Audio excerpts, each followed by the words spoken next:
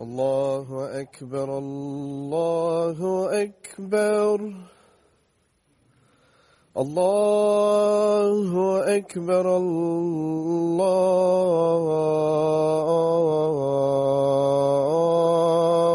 الله أكبر أشهد أن لا إله إلا الله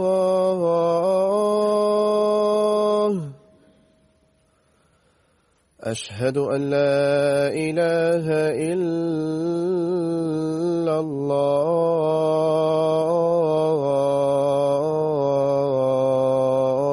الله أشهد أن محمدا رسول الله أشهد أن محمدا رسول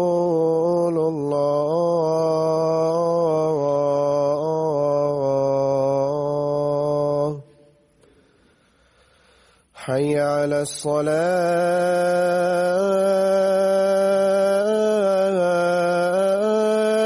الصلاة حي على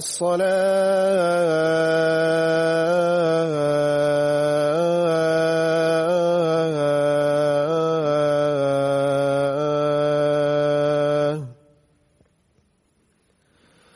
حي على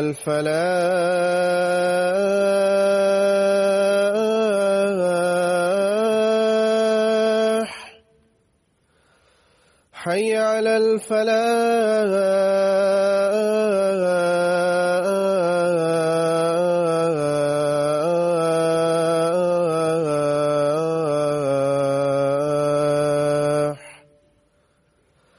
الله أكبر الله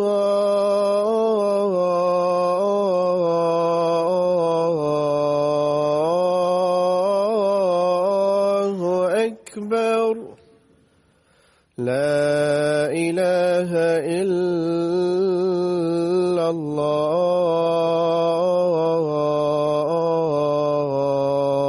الله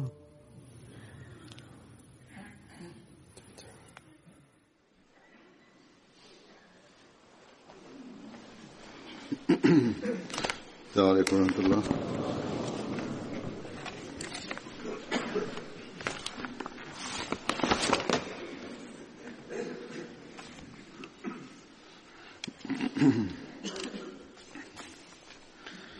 أشهد أن لا إله إلا الله وحده لا شريك له وأشهد أن محمدا عبده ورسوله أما بعد فأعوذ بالله من الشيطان الرجيم بسم الله الرحمن الرحيم الحمد لله رب العالمين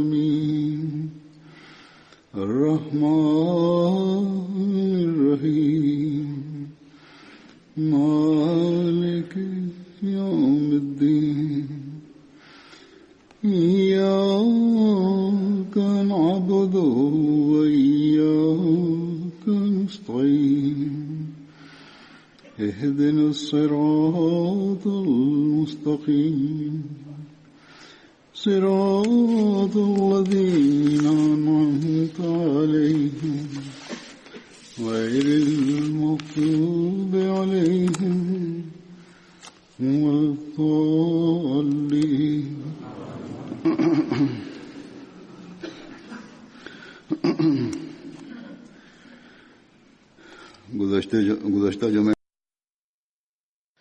கடந்த ஜுமா அன்று தாரீக் ஜதீதின் புதிய ஆண்டிற்கான அறிவிப்பின் காரணமாக நான் கடந்த நாட்களில் அமெரிக்கா மற்றும் குவாட்டமாலாவிற்கு மேற்கொண்ட சுற்றுப்பயணத்தின் விவரங்களை எடுத்துக் கூறவில்லை. அல்லாஹ்வின் அருளால்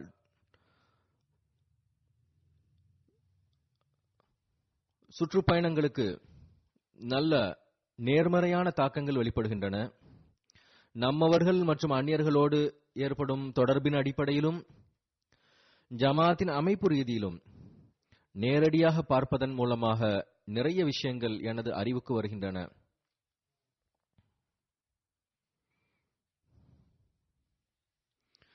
மூன்று பெரும் பலன்கள் என்னவென்றால், இந்த நாடுகளில் படித்தறிந்த மக்கள் மற்றும் செல்வாக்குமிக்க நபர்களோடு தொடர்பு ஏற்படுகின்றது. அது சந்திப்பு ரீதியிலும் சரி, அல்லது பள்ளி வாயில்களின் திறப்பு விழாவாக இருந்தாலும் சரி, அல்லது வரவேற்பு நிகழ்ச்சியாக இருந்தாலும் சரியே. இரண்டாவது, ஊடகங்கள் மூலமாக இஸ்லாம் மற்றும் அஹ்மதியத்தின் அறிமுகம் மற்றும் உண்மையான போதனை மக்களுக்கு தெரிய வருகின்றது. மூன்றாவது பெரிய விஷயம் என்னவென்றால், ஜமாத் மக்களோடு தனிப்பட்ட தொடர்பு மற்றும் அறிமுகம் ஏற்படுகின்றது. இதன் காரணமாக அவர்களது ஈமான் மற்றும் களப்பற்ற தன்மை மற்றும் அன்பு மற்றும் நேசத்தின் தொடர்பில் முன்னேற்றம் ஏற்படுகிறது. மேலும்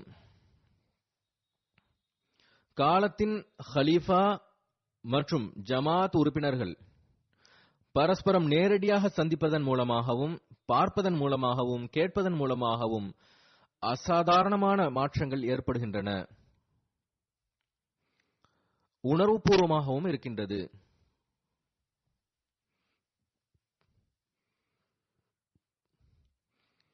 பிறகு அந்த நாடுகளில் இருக்கக்கூடிய சூழ்நிலைகளுக்கு ஏற்ப நேரடியாக ஹுத்பாக்களில் அவர்களோடு சில விஷயங்களை கூறவும் முடிகின்றது.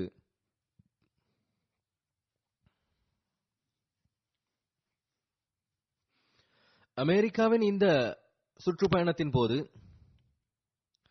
3 பள்ளி வாயில்கள் அல்லாஹ்வின் அருளால் திறப்பதற்கான நல்வாய்ப்பு கிடைத்தது. அல்லாஹ் இந்த பள்ளி வாயில்களை எப்போதும் தொழுகையாளிகளால் நிரப்பிக்கொண்டே இருப்பானாக. மேலும் ஜமாத் மக்களின் களப்பற்ற தன்மை மற்றும் பற்று விசுவாசத்தை அதிகரிக்கச் செய்வானாக. குழந்தைகள், இளைஞர்கள், பெண்கள் மற்றும் ஆண்கள் நான் சென்ற இடங்களிலெல்லாம், பிலடெல்பியாவிலும் சரி, ஹோஸ்டனிலும் சரி, பிறகு வாஷிங்டனிலும் சரி, அவர்கள் தங்களது அதிக நேரங்களை பள்ளியின் சூழலிலேயே கழித்தனர். குழந்தைகளின் பெற்றோர்கள் மற்றும் உறவினர்கள் இப்போதும் கடிதம் எழுதி கொண்டிருக்கின்றனர். அதாவது, தாங்கள் வந்திருந்த போது பள்ளிக்கு சீக்கிரம் செல்ல வேண்டும் என்று குழந்தைகள் அழுத்தம் கொடுத்து வந்தனர். ஹிலாஃபத்தோடு அவர்களுக்கு இருக்கக்கூடிய தொடர்பை அவர்கள் வெளிப்படுத்தினர். பின்னர் பள்ளி வாயிலுக்கு வந்து பெரும்பாலான நேரம் பள்ளியிலேயே கழித்தனர். அமெரிக்காவில் இம்முறை புகலிடம் பெறக்கூடியவர்கள், மேலும் அகதிகளாக வந்துள்ள பாகிஸ்தானியர்களின் எண்ணிக்கை அதிகமாக இருந்தது. இவர்கள் மிக கடினமான நிலைமைகளை கடந்து மலேசியா, தாய்லாந்து, ஸ்ரீலங்கா மற்றும் நேபாளத்தில் இருந்து வந்திருந்தனர். அவர்களை சந்தித்ததும் கூட சில வேளைகளில் உணர்ச்சி வசப்படுத்தியது. சிலர் மிக அதிகமாக உணர்ச்சி வசப்பட்டு விட்டனர். இவர்களுக்கு இங்கு வசதிகளை அல்லாஹ் ஏற்படுத்தி கொடுப்பானாக.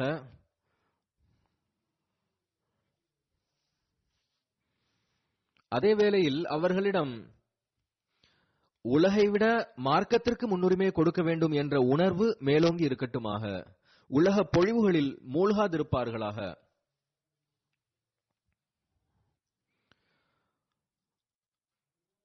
இப்போது சுற்றுப்பயணம் தொடர்பான மேலும் சில விஷயங்களையும் எடுத்துக் கூறுகின்றேன். பொதுவாக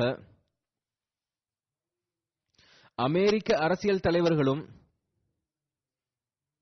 படித்தறிந்த மக்களும் பொதுமக்களும் பேச்சை கேட்கக்கூடியவர்களாகவும் நல்ல விஷயங்களை புகழக்கூடியவர்களாகவும் இருக்கின்றனர். இஸ்லாத்தின் உண்மையான போதனை அவர்கள் வரை சரியான முறையில் சென்றடையவில்லை. எவர்கள் வரை சென்றடைந்துள்ளதோ, மேலும் எவர்களுக்கு ஜமாத்துடன் தொடர்பு இருக்கின்றதோ, அவர்கள் இஸ்லாம் தொடர்பாக நல்ல கருத்துக்களை கொண்டிருக்கின்றனர். எனவே இஸ்லாத்தின் உண்மையான தூது செய்தியை அமெரிக்காவிலும் சரி, உலகிலும் சரி, கடின உழைப்போடும் சரியான முறையிலும் எடுத்துச் செல்வது நமது கடமையாகும். இஸ்லாத்தின் உண்மையான தூது செய்தி முஸ்லிம் அல்லாதவர்களுக்கு கண்களை திறக்கக்கூடிய அதே வேளையில் இஸ்லாத்தின் அழகிய மற்றும் அமைதி நிறைந்த போதனையை தெளிவாக்கக்கூடிய அதே வேளையில் முஸ்லிம்களுக்கும் நம்பிக்கையூட்டுகின்றது. ஜமாத் அல்லாத முஸ்லிம்களுக்கும் உண்மையான இஸ்லாம் என்றால் என்ன என்று தெரிய வருகின்றது. எனவே தாழ்வு மனப்பான்மை கொள்ள வேண்டிய தேவையில்லை. பெரும்பாலான இடங்களில் அனுபவ ரீதியில் உணர்ந்தது என்னவென்றால், அது அமெரிக்காவிலும் சரியே, அதாவது ஜமாத் அல்லாத முஸ்லிம்கள் நம்மிடமிருந்து இஸ்லாத்தின் அழகிய போதனைகளை கேட்கும் போது அவர்களிடத்தில் ஒரு நம்பிக்கை பிறக்கின்றது. அதாவது நாம் எந்த தாழ்வு மனப்பான்மைக்கும் ஆளாக வேண்டியதில்லை என்ற நம்பிக்கை ஏற்படுகிறது. இதை அவர்கள் வெளிப்படுத்தவும் செய்தனர். மாறாக உலக பிரச்சனைகளுக்கு இஸ்லாம் தான் தீர்வு வழங்க முடியும், அமைதி மற்றும் சமாதானத்தையும் இஸ்லாத்தால் மட்டுமே ஏற்படுத்த முடியும், மாறாக சமூக பிரச்சனைகளுக்கான தீர்வுகளுக்கும் இஸ்லாமே வழிகாட்டுகிறது.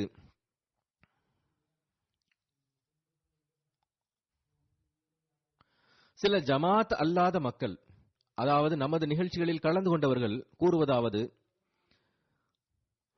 நீங்கள் எடுத்துரைக்கின்ற இஸ்லாத்தின் அழகிய போதனைகளே உண்மையான வழியாகும். முஸ்லிம் அல்லாதவர்கள் இந்த தூது செய்தியை கேட்டு வியப்பிற்கும் ஆளாகின்றனர். மேலும் தமது கருத்துக்களையும் கூறுகின்றனர். அதாவது இதுதான் இஸ்லாமிய போதனை என்றால் நிச்சயமாக இது வெற்றி பெறக்கூடிய போதனையாகும் என்கின்றனர். சில விருந்தினர்களின் நற்தாக்கங்களையும் எடுத்து வைக்கின்றேன்.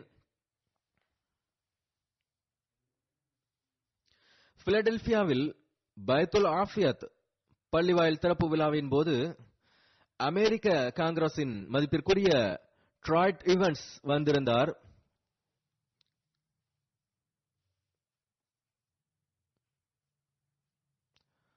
அவர் மிகவும் சிறந்த வார்த்தைகளில் இவ்வாறு கூறினார். அதாவது, என்னை பற்றி, நான் உங்களை இந்த நகரத்திற்கு வரவேற்கிறேன். இந்த நகரம் சகோதர சகோதரிகளின் நேசத்திற்கான நகரமாகும். பிலடெல்பியாவின் அமைப்பு தரப்பிலிருந்து நான் முஸ்லிம் சமூகத்திற்கு கூற விரும்புவதாவது, உங்களுடைய அமைதியின் தூது செய்தியை நாங்கள் வரவேற்கின்றோம். பிறகு கூறுகின்றார், சில அமெரிக்கர்கள் தரப்பிலிருந்து இந்த காலகட்டத்தில் இஸ்லாத்திற்கு எதிராக சில கருத்துக்கள் வந்திருக்கின்றன. ஆனால்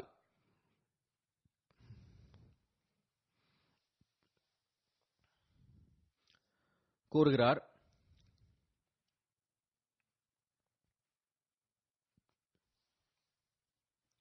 நான் உங்களிடம் கூற விரும்புவது என்னவென்றால், இங்குள்ள பெரும்பான்மை உங்களை வரவேற்கின்றது.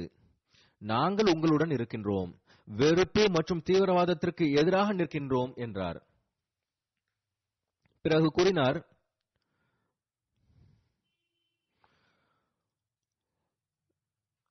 அமைதியை நிலைநாட்டுவது தொடர்பாக நீங்கள் மிகச்சிறந்த தூது செய்தியை வழங்கியுள்ளீர்கள். துரதிர்ஷ்டவசமாக நாங்கள் அமெரிக்காவில் ஒரு இருளான காலகட்டத்தை கடந்து கொண்டிருக்கிறோம். இப்படிப்பட்ட காலத்தில் இந்த தூது செய்தி மிகவும் மகத்தானதாகும். இதிலிருந்து முஸ்லிம் சமூகம் அமெரிக்காவில் மட்டுமின்றி முழு உலகிற்கும் எவ்வளவு முக்கியம் வாய்ந்ததாகும் என்பது நிரூபணமாகிறது. பிறகு கூறுகிறார், நமக்கு எதிர்காலத்திலும் அமைதி தேவை. பிலடெல்பியாவிற்கு மார்க்க சுதந்திரம் தொடர்பாக ஒரு முக்கியத்துவம் இருக்கின்றது. அதாவது ஒவ்வொரு மார்க்கத்தினருக்கும் அங்கு வசிப்பதற்கான மார்க்க சுதந்திரம் இருக்கின்றது, ஒரு முக்கியத்துவம் இருக்கின்றது.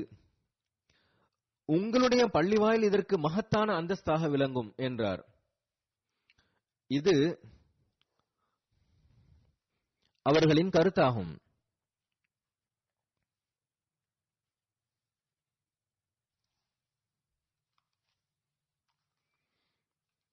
இதேபோன்று அந்த நகரத்தின் மேயரும் கூட வந்திருந்தார்.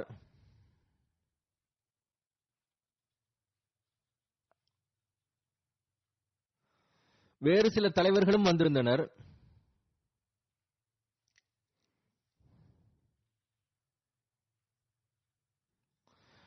பிறகு மேயர் ஜான் கெனினும் கூட இதையே கூறினார். அதாவது, பிலடெல்பியா நகரின் வரலாற்றிலிருந்து தெரிய வருவது என்னவென்றால், மார்க்க சுதந்திரம் இந்த நகரத்தின் அடிப்படை விஷயங்களில் ஒன்றாகும். இந்த அடிப்படையில்தான் இந்த நகரம் கட்டமைக்கப்பட்டது. நாம் பல்வேறு சமுதாயம் மற்றும் தலைமுறையினராக இருந்தாலும் ஆனால் இந்த நகரம் அனைவருக்கும் நல்வரவு கூறும் என்றார்.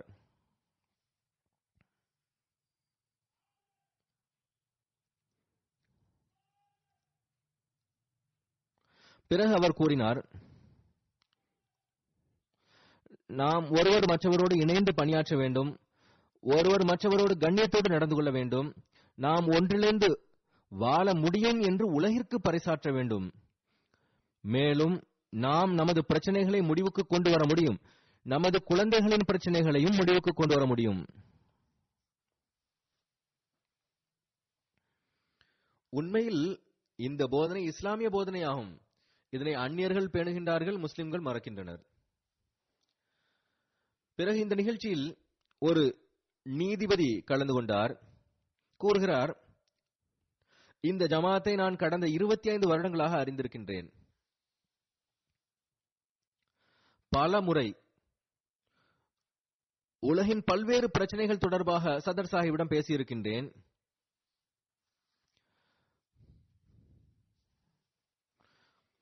என்னுடைய சொற்பொழிவுக்கு பிறகு கூறினார், இந்த தூது செய்தி அமைதி, சமாதானம் மற்றும் ஒன்றாக அமர்வதற்கான தூது செய்தி ஆகும். இதை நாம் புரிந்துவிட்டால் நாம் அனைவரும் நல்ல நிலையில் இருப்போம் என கருதுகிறேன் என்றார். ஒரு ஆப்பிரிக்கன் அமெரிக்கன் புதிய முஸ்லிம் கூறுகின்றார், இங்கு பள்ளிவாயிலின் தேவை அதிகமாக இருந்தது. இது ஒரு நல்ல சென்டராக ஆகிவிட்டது. ஒரு சூழலை சிறந்ததாக்குவதற்கு 10 வருடங்கள் தேவைப்படுகிறது என்று கூறப்படுகிறது. ஆனால் 2 வருடத்தில் இங்கு சூழல் சிறந்ததாக ஆனதை நான் கண்டுள்ளேன். இதிலிருந்து ஒரு பற்று இருக்கும் என்றால் ஒன்றிணைந்து பணி செய்ய முடியும் என்பது நிரூபணமாகிறது என்றார்.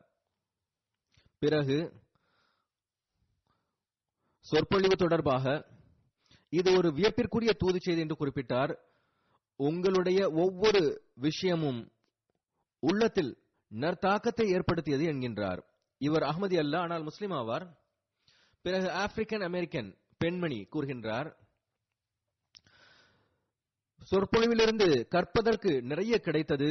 அவைகளை நாங்கள் எங்கள் வாழ்க்கையின் அங்கமாக ஆக்குவோம் என நம்புகிறோம். இதன்படி செயல்பட்டால் நிச்சயமாக நாம் நேரான வழியில் இருப்போம் என்றார். இந்த பெண்ணும் கூட அஹ்மதி அல்ல. பிறகு இன்னொரு பெண்மணி ஹானியா சாஹிபா கூறுகின்றார், தாங்கள் வழங்கிய தூது செய்தி மூலமாக இஸ்லாத்திற்கு எதிராக ஏற்படுத்தப்படும் தவறான எண்ணங்கள் களையப்படும்.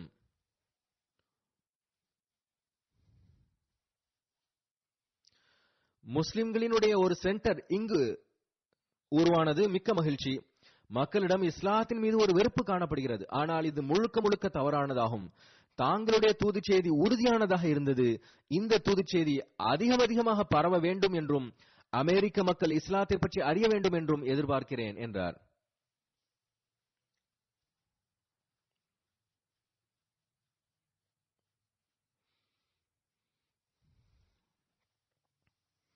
ஒரு உள்ளூர் கவுன்சிலர் கலந்து கொண்டார். பள்ளிவாயில் திறப்பு விழாவில் வந்திருந்தார். அவர் கூறுகின்றார், உங்களின் அமைதியின் தூது செய்தி மிக அவசியமானதாக இருந்தது. தற்காலத்து சூழ்நிலைகளில் இந்த தூது செய்தி மேலும் முக்கியம் வாய்ந்ததாக ஆகிவிட்டது. நான் இங்கு வந்தது எனக்கு மிகவும் பெருமைக்குரிய விஷயமாகும். நான் இந்த பள்ளிவாயிலை என் கண் முன் கட்டப்படுவதை கண்டேன். இங்கு இந்த பள்ளிவாயில் நிறுவப்பட்டிருப்பது இங்குள்ள மக்களின் பல அருள்களுக்கு காரணியாக இருக்கின்றது. தாங்கள் வழங்கிய தூது செய்தி, அதாவது அண்டை அயலாரின் தேவையின் போது அவர்களோடு தோளோடு தோள் நிற்போம் என்று கூறியதும் பிலடெல்பியாவிற்கு மட்டுமின்றி முழு அமெரிக்காவிற்கும் தேவையான தூது செய்தியாகும்.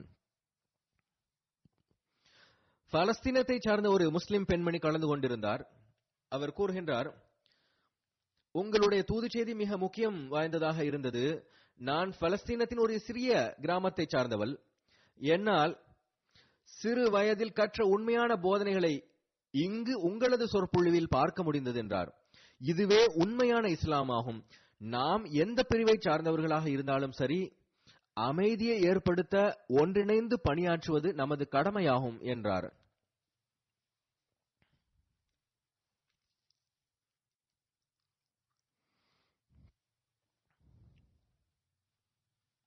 பிறகு கூறுகின்றார், நீங்கள் உண்மையான முறையில் அனைத்து முஸ்லிம் சமுதாயங்களின் பிரதிநிதித்துவத்தை செய்துள்ளீர்கள். இது நல்லியல்பு கொண்ட மக்களின் கருத்தாகும். மற்ற முஸ்லிம்களும் இந்த விஷயத்தை புரிந்தால் நன்றாக இருக்கும். அஹ்மதியா ஜமாத் தான் உண்மையில் இஸ்லாத்தின் பிரதிநிதியாக இருக்கின்றது.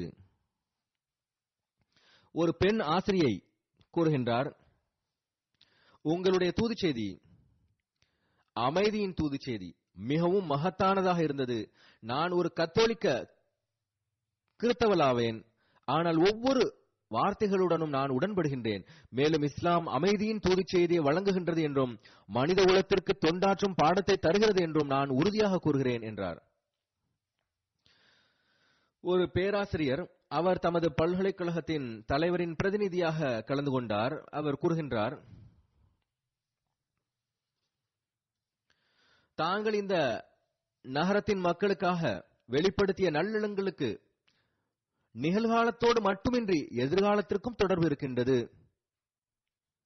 உங்களிடத்தில் நான் கண்ட இன்னொரு விஷயம் என்னவென்றால், நீங்கள் தற்காலத்தை பற்றிய விஷயத்தை மட்டும் பேசவில்லை, மாறாக உங்களின் பார்வை எதிர்காலத்தை பற்றியதாகவும் உள்ளது என்றார்.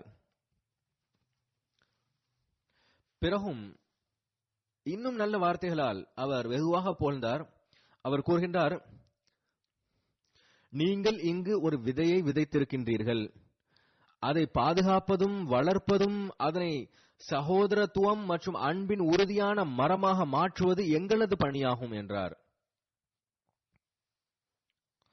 ஒரு பெண்மணி தனது உணர்வுகளை வெளிப்படுத்தியவாறு கூறுகின்றார், நாங்கள் உங்களுடைய கண்ணீரை துடைப்போம் என்று தாங்கள் கூறியுள்ளீர்கள். எத்தனை நபர்களால் இதனை கூற முடியும்? இது மிகவும் வியப்பான ஒன்றாக இருந்தது. என்னால் எனது உணர்வுகளை கட்டுப்படுத்த முடியவில்லை. ஒரு தூது செய்தியை வழங்குவதற்கு உரத்த குரலிலும் உணர்ச்சி பொங்க சொற்பொழிவாற்ற வேண்டும் என்பது அவசியம் அல்ல. தாங்கள் தூது செய்தியை மிகுந்த நேசத்தோடும் அன்பான தொனியிலும் வழங்கியுள்ளீர்கள். நான் அவர்களிடம், ஏழைகளுக்கு உதவி செய்வதற்கு நாங்கள் எல்லா நேரங்களிலும் ஆயத்தமாக இருக்கின்றோம். மேலும் ஏதேனும் கஷ்டம் என்றால் நாங்கள் உங்களின் கண்ணீரை துடைக்கக்கூடியவர்களாகவும் இருப்போம் என்று கூறியிருந்தேன். ஒரு அஹ்மதி அல்லாத இமாம் சாஹிபும் இந்த நிகழ்ச்சியில் கலந்து கொண்டிருந்தார். அவர் கூறினார், ஜமாத் தரப்பிலிருந்து செய்யப்பட்டிருந்த திருக்குரான் மொழியாக்கத்தின் காரணமாக முதல் முறையாக அஹ்மதிகளோடு தொடர்பு ஏற்பட்டது. அதாவது இவரிடத்தில் மௌலவி முகமது அலி சாஹிப் அவர்களின் மொழியாக்கம் இருக்கின்றது. பிறகு கூறுகிறார், தாங்களின் தூது செய்தி சிறந்ததாக இருந்தது. நான் தாங்களுடன் 100% உடன்படுகிறேன். இதுவே நமது இலக்கும் நோக்கமும் ஆகும். நாம் அனைவரும் ஆதமின் சந்ததிகளாவோம். மேலும் நாம் பரஸ்பரம் ஒருவர் மற்றவரின் வாழ்க்கை தரத்தை உயர்த்துவதற்கு முயற்சி செய்து கொண்டிருக்க வேண்டும். நாம் அனைவரும் ஒன்றிணைந்து ஹஜ்ரத் நபிகள் நாயகம் ஸல்லல்லாஹு அலைஹி வஸல்லம் அவர்களின் உண்மை தூது செய்தியை பரப்ப வேண்டும் என்றார். அல்லாஹ் இதை அவருடைய வார்த்தையாக மட்டுமல்லாமல் செயல்படுத்தக்கூடியவராகவும் அவரை ஆக்குவானாக. பிறகு பால்டிமோரின் பள்ளிவாயில் திறப்பு விழா நடந்தது. அதன் பெயர் பைத்துஸ் சமத் ஆகும். இதுவும் ஒரு கிறிஸ்தவ பேராலயத்தின் கட்டடமாக இருந்தது. அது வாங்கப்பட்டது. பிறகு அதை சரி செய்து பள்ளிவாயிலாக மாற்றப்பட்டது. மேலும் எதேச்சையாக ஏறக்குறைய 99.9% இந்த கட்டடம் கிப்லாவை நோக்கி அமைந்திருக்கின்றது. இந்த அடிப்படையில் மாற்றம் செய்யப்பட வேண்டிய தேவையில்லை. இந்த பள்ளி தொடர்பாக அங்கு நான் விவரங்களை குறிப்பிடவில்லை. எனவே நான் சிறிதளவு அதன் விவரத்தையும் எடுத்துரைக்கின்றேன். $20 லட்சம் இது வாங்கப்பட்டது. இதில் ஆண் மற்றும் பெண்களுக்கு தனித்தனியாக ஹால்கள் உள்ளன. அதில் 400 பேர் தொழ முடியும். இது தவிர அலுவலகங்கள் இருக்கின்றன, லைப்ரரி உள்ளது, கிளாஸ் ரூம்ஸ் இருக்கின்றன, கமர்ஷியல் கிச்சன், டைனிங் ஹால் உள்ளது, ஹைவேயில் அமர்ந்துள்ளது. இந்த ஹைவேயில் தினசரி 45,000 வாகனங்கள் கடந்து செல்கின்றன. பால்டிமோரின் மேயர் வரவேற்பு நிகழ்ச்சியில் வந்திருந்தார். அந்த பெண் கூறுகிறார், அமைதி தொடர்பாக தாங்கள் பேசினீர்கள். அந்த தூது செய்தி இன்றைய தேவையாக இருக்கின்றது. எங்களுடைய நகரத்தில் மட்டுமின்றி முழு மாநிலம், பிறகு முழு யுஎஸ்ஏவிற்கும், பிறகு முழு உலகிற்கும் இந்த தூது செய்தி அவசியமாகும். இந்த தூது செய்தியை ஒவ்வொருவரும் கேட்க வேண்டும் என நான் கருதுகிறேன். அவ்வாறு நாம் கேட்போம் என்றால் உலக பிரச்சனைகளுக்கான ஒரே தீர்வு அமைதி மட்டுமே என்பது நமக்கு தெரிய வரும்.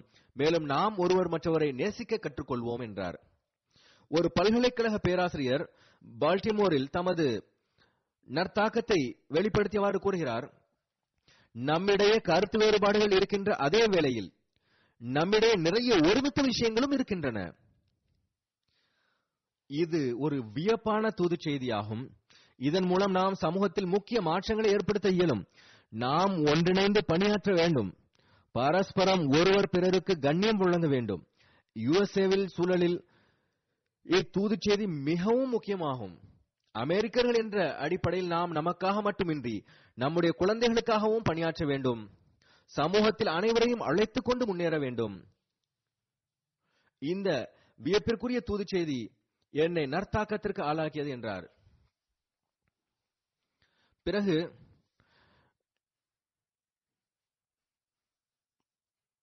58வது மாவட்டத்தின் மாநில பிரதிநிதி வந்திருந்தார்.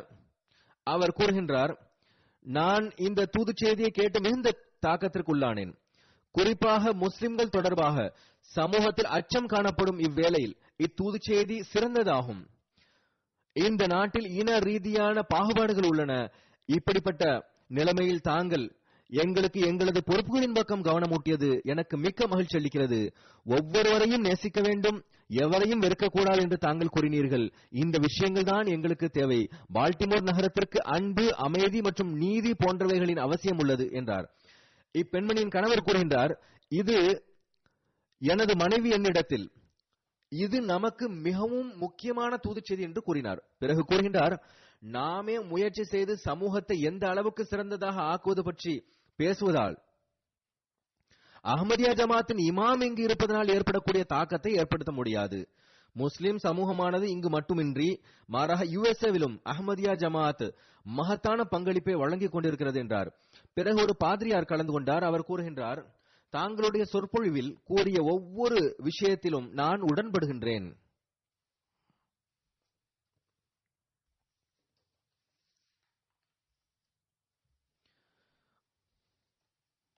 ஏனென்றால் பால்டிமோரில் பலமுறை நான் அஹ்மதியா பள்ளி வாயிலுக்கு சென்றுள்ளேன். தாங்கள் கூறிய அனைத்து விஷயங்களும் கடந்த சில வருடங்களில் பிற பள்ளி வாயில்களில் கண்டு வருகிறேன். அதாவது அங்குள்ள குழப்பங்கள் தொடர்பாக கூறுகின்றார். பள்ளி வாயில்கள் அனைத்து சமூகத்திற்காகவும் திறந்திருக்கின்றது. பலமுறை நான் ஜுமுஆ தொழுகைக்காக சென்றிருக்கின்றேன். இந்த அனைத்து விஷயங்களின் செயல் வெளிப்பாட்டிற்கு நான் சாட்சியாக இருக்கின்றேன். இந்த விஷயங்களை கேட்டு எனக்கு மிகுந்த மகிழ்ச்சி. இங்கு பல்வேறு மார்க்கங்களோடு தொடர்புடையவர்கள் இருக்கின்றார்கள். மேலும் அமைதியை பற்றி பேசுகிறார்கள். இந்த தேவை நமது நகரத்திற்கு மட்டுமின்றி முழு உலகிற்கும் அவசியமானதாகும் என்றார். பிறகு ஒரு பெண்மணி தனது நற்தாக்கத்தை வெளிப்படுத்தியவாறு கூறுகின்றார், இன்றைய சூழ்நிலையில் இந்த சொற்பொழிவில் எனக்கு மிக முக்கியமான தூது செய்திகள் இருந்தன. முஸ்லிம் அல்லாதவர்கள், கருப்பர்கள், வெள்ளையர்கள் இடையே இங்கு ஏராளமான வேறுபாடுகள் இருக்கின்றன. நாம் அந்த அனைத்து பிரச்சனைகளுக்கான தீர்வை காண வேண்டும். இது பரஸ்பரம் ஒருவர் மற்றவருக்கு கண்ணியம் வழங்குவதன் மூலமாகவே சாத்தியமாகும். தாங்கள் அண்டை அயலாரை புகழ்ந்தீர்கள். மேலும் அண்டை அயலாரோடு நல்ல முறையில் நடந்து கொள்ள வேண்டும் என்ற தூது செய்தியை வழங்கினீர்கள். இது எனக்கு மிகவும் மகத்தானதாகும். இந்த தூது செய்தியை கேட்ட பிறகு இஸ்லாம் தொடர்பாக மேலும் அறிய வேண்டும் என்ற ஆர்வம் ஏற்பட்டுள்ளது. தாங்களுக்கு நன்றி செலுத்துகிறேன் என்றார்.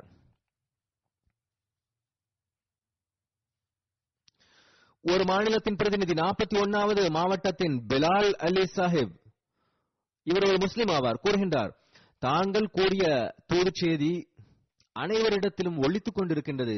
பரஸ்பர ஒற்றுமை, அன்பு, நேசத்தின் சூழலை நிறுவுவதில் இந்த தூது செய்தி மிக முக்கியம் வாய்ந்ததாகும். இஸ்லாம் பற்றிய அச்ச உணர்வுகளை களைவதற்கு இதன் மூலம் நல்ல உதவி கிடைக்கும் என்றார். பிறகு கூறுகின்றார், தாங்கள் தகுந்த நேரத்தில் பிரச்சனைகளுக்கான தீர்வை எங்களுக்கு வழங்கியிருக்கின்றீர்கள்.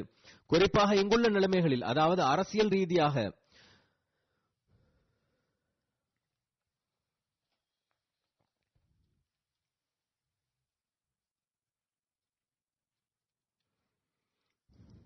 போதுமான அளவு மக்களின் அறிக்கைகள் மற்றும் முயற்சிகள் முஸ்லிம்களுக்கு எதிராக உணர்வுகளை தூண்டக்கூடியதாக இருக்கின்றது. தாங்கள் இங்கு அந்த விவகாரங்கள் தொடர்பாக சிறந்த முறையில் வழிகாட்டியுள்ளீர்கள். இப்படிப்பட்ட சூழலில் ஏராளமான நுட்பமான ஞானம் நிறைந்த ஆதாரங்களால் வழங்கியிருக்கக்கூடிய தூது செய்தியை எந்த ஓர் அறிவுடைய மனிதராலும் மறுக்க முடியாது. சமூகத்தில் அமைதியை நிலைநாட்டுவதற்கான எளிய தீர்ப்பை நான் கற்றுள்ளேன். அதாவது நீங்கள் கூறியபடி நமது வீட்டிலிருந்து அதை ஆரம்பிக்க வேண்டும். அண்டை அயலாரோடு நல்ல முறையில் நடந்து கொள்ள வேண்டும். நீங்கள் முழு உலகையும் மாற்ற வேண்டிய தேவையில்லை. தாங்கள் எவர்களை சந்திக்கின்றீர்களோ அவர்களுக்கு அன்பை வழங்கினால், அவர்களுக்கு தொண்டாற்றினால், பிறகு முழு சமூகமும் அமைதி நிறைந்ததாக ஆகிவிடும் என்றீர்கள். பிறகு தாங்கள் இன்னொரு எளிய வழிமுறையும் கூறியுள்ளீர்கள். உண்மையின் பக்கம் அழைக்குமாறு இஸ்லாம் கூறுகின்றது. உண்மையின் பால் அழைத்தலானது தனது முன்மாதிரியே ஆகும் என்று கூறினீர்கள். இதன் மூலமே உண்மையின் பால் அழைத்தல் சாத்தியமாகும். பிறகு கூறுகிறார், பால்டிமோரின் நிலைமைகளை எதிர்கொள்வதற்கு அஹ்மதியா முஸ்லிம் ஜமாத் மைதானத்தில் இறங்கியுள்ளது. மேலும் சமூகத்தில் நேர்மறையான பங்களிப்பை வழங்குவதற்கான தனது உறுதியை வெளிப்படுத்தி இருக்கின்றது. இது மிகவும் பின்பற்றத்தக்க ஒரு முன்மாதிரியாகும். அல்லாஹ் அங்குள்ள ஜமாத்திற்கு இந்த முன்மாதிரியை காட்டிக் கொண்டிருப்பதற்கான நல்வாய்ப்பினையும் வழங்குவானாக. பிறகு மிஷேல் சாஹிபா ரெஸ்பிட்டேரியன் பேராலயத்தில் மின்ஸ்ட்ராவார். இவர் கூறுகின்றார், தூது செய்தி மிகச்சிறந்ததாக இருந்தது. பரஸ்பர ஒற்றுமைக்கு அழுத்தம் கொடுத்தீர்கள். அச்சத்தை முடிவுக்கு கொண்டு வந்து அன்பை நிலைநாட்டுவதன் பக்கம் தாங்கள் கவனமூட்டியீர்கள். இந்த தூது செய்தி மிக முக்கியமானதாகும். பள்ளிவாயில் கட்டப்படுவதற்கான நோக்கத்தை தாங்கள் எடுத்துரைத்தீர்கள். இவைகளும் மிகச் சிறந்தவைகளாகும். பிறகு அண்டை அயலாரோடு நல்ல முறையில் நடந்து கொள்வது தொடர்பான போதனைகளையும் எடுத்துரைத்தீர்கள். எனக்கு இந்த விஷயங்கள் புதிதாகும். கிறிஸ்தவத்தில் சொல்லப்பட்டுள்ள அன்பு, நேசம் பற்றிய போதனைகள் தான் இங்கும் இருக்கின்றது என்று எனக்கு இன்றுதான் தெரிய வந்துள்ளது. ஆனால் ஊடகங்கள் இஸ்லாம் தொடர்பாக வேறு விதமான விஷயங்களை எடுத்துரைக்கின்றன என்றார். ஒரு வரலாற்று ஆசிரியர் டாக்டர் ஃபாத்திமா சாஹிபா கூறுகின்றார், யுஎஸ்ஏவில் இஸ்லாம் என்பதில் ஸ்பெஷலைசேஷன் செய்கின்றேன். இது தொடர்பாக நான் யுஎஸ்ஏவில் இஸ்லாம் பற்றிய வரலாற்றில் கணிசமாக பணி செய்திருக்கின்றேன். நான் ஒரு மார்க்க ஸ்காலர் அல்ல, மாறாக நான் ஒரு வரலாற்று ஆசிரியை மட்டுமே ஆவேன். ஹஜ்ரத் மிர்சா குலாம் அஹமது சாஹிப் அவர்கள் இக்காலத்தில் இஸ்லாத்தை புதுப்பித்திருக்கிறார்கள் என்று தாங்கள் கூறினீர்கள். தாங்கள் கூறியதிலிருந்து எனது சிந்தனை அதன் பக்கமே திரும்பி இருக்கின்றது.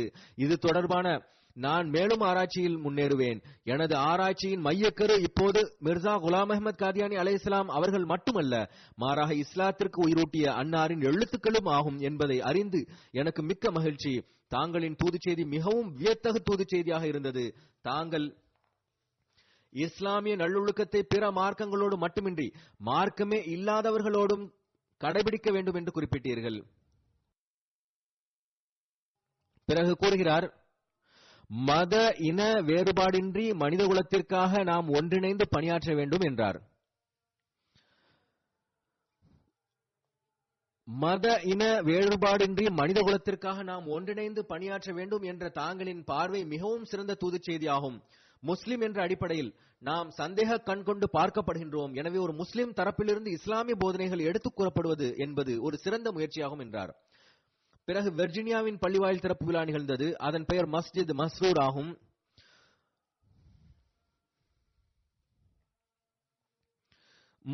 நவம்பர் 3 அன்று திறப்பு விழா நடந்தது. இதுவும் கூட ஒரு பேராலய கட்டடமாகும். அது வாங்கப்பட்டது. மொத்த பரப்பளவு 17.6 ஏக்கர் ஆகும். மேலும் $5 மில்லியன் செலவில் வாங்கப்பட்டது. பிறகு சிறிதளவு மாற்றங்களோடு சற்று புதுப்பிக்கப்பட்டு மேலும் $75,000 செலவிடப்பட்டன. இதுவும் ஏறக்குறைய கிப்லா திசையில் அமைந்திருக்கக்கூடிய கட்டடமே ஆகும். இதில் 22,403 சதுர அடி கட்டடமாகும். ஆண்கள் மற்றும் பெண்களுக்கு தனித்தனியாக ஹால்கள் உள்ளன. அதில் 650 பேர் தொழ முடியும். அது தவிர 11 அறைகள் உள்ளன. அவைகள் அலுவலகங்களாக பயன்படுத்தப்படும். ஒரு லைப்ரரி உள்ளது. ஒரு கான்ஃபரன்ஸ் ரூம் மற்றும் ஒரு கமர்ஷியல் கிச்சனும் உள்ளது. இங்கு ஒரு நண்பர் கோரி ஸ்டூவர்ட் என்பவர், இவர் யுஎஸ்ஏவினுடைய ரிப்பப்ளிகன் ஸ்டேட்டின் வேட்பாளரும் ஆவார். அவர் கூறுகின்றார், நான் கேட்ட இந்த சொற்பொழிவு உள்ளம் கவரக்கூடியதாகவும் நுட்பமான ஞானம் நிறைந்ததாகவும் இருந்தது. அமெரிக்காவிற்கும் முழு உலகிற்கும் எல்லோரிடத்தும் அன்பு, எவரிடத்தும் இல்லை வெறுப்பு என்ற தூதுச் செய்தியை நன்கு கேட்க வேண்டும். மேலும் அதன்படி செயல்பட வேண்டும். உலகத்தின் நிலைமைகள் சிறந்ததாக இல்லாத போது மார்க்க சுதந்திரம் தொடர்பாக பிரச்சாரம் செய்வது மிக அவசியமானதாகும். எனவே இந்த பள்ளி எங்களுக்கு பெருமிதத்திற்குரியதாகும். ஏனென்றால் நீங்கள் நாட்டிற்காக பல பணிகள் செய்கின்றீர்கள். பிறகு இன்னொரு விருந்தினர் மைட் வாட்டர்ஸ் ஆவார். இவரும் வெர்ஜீனியாவினுடைய ஸ்டேட் கேண்டிடேட் ஆவார். அவர் கூறுகின்றார், சொற்பொழிவை கேட்டேன். இன்னும் நான் இது தொடர்பாக படிப்பேன். வலைதளத்தில் இருந்தும் விஷயங்களை அறிவேன். இஸ்லாத்தை பற்றி கற்பதற்கு உங்களுடைய பள்ளி வாயிலுக்கு வர விரும்புவேன் என்றார்.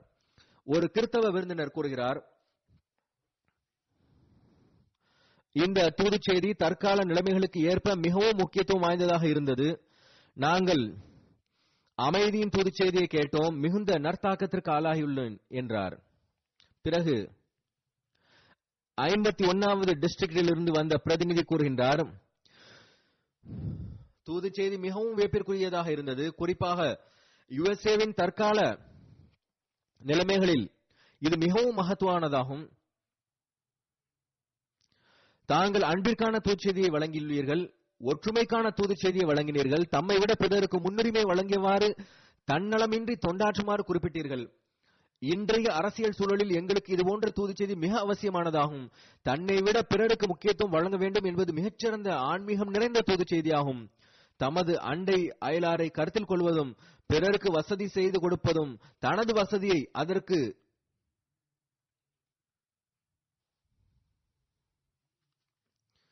தனது வசதியை விட அதற்கு முக்கியத்துவம் வழங்குவது மிக மகத்தானதாகும். இது போன்ற சந்தர்ப்பங்களில் தனது நான் என்ற அகந்தைக்கு முன்னுரிமை வழங்கப்படுகிறது. ஆனால் நீங்கள் பிறருக்கு முன்னுரிமை வழங்குங்கள் என்று கூறினீர்கள். இதே போன்று இன்னொரு விருந்தினர் எலெக்ஸ் கேசே கூறுகின்றார், நான் மிகுந்த நற்தாக்கத்திற்கு ஆளானேன். நான் ஒரு ஹாலோகாஸ்ட் சர்வைவர் ஆவேன். மேலும் தூதுச் செய்தி மிகவும் தாக்கத்திற்குள்ளாக்கக்கூடியதாக இருந்தது. தாங்களின் ஒவ்வொரு வார்த்தையும் எனது ஆன்மாவரை தாக்கத்தை ஏற்படுத்திக் கொண்டிருந்தது. தாங்களுடைய தூதுச் செய்தி இந்த அடிப்படையில் நாம் வெறுப்போடு சண்டையிட முடியாது என்பது மிகவும் நுட்பமான ஞானம் நிறைந்ததாக இருந்தது. வெறுப்பை களைவதற்கான ஒரே வழி அன்பை நிலைநாட்டுவதற்காக முயற்சி செய்வதே ஆகும். வெறுப்பை அன்பால் முடிவுக்கு கொண்டு வர வேண்டும். இந்த அன்பு எல்லா மார்க்கங்களுக்கிடையேயும் உருவாக்கப்பட வேண்டும்.